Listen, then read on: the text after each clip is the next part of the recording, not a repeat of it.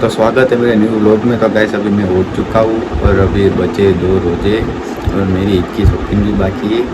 तो अभी तो बाहर बहुत है, तो इफ्तारी के बाद मैं जाऊँगा। आप देख सकते हैं ईद की तैयारी शुरू हो चुकी है।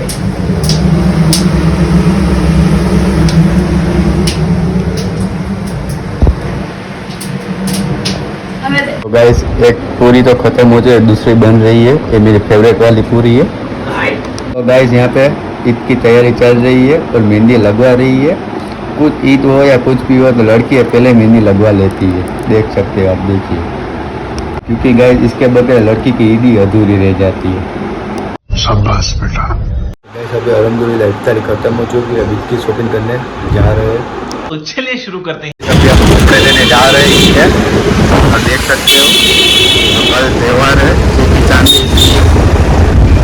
तो अभी कपड़े ले लिए।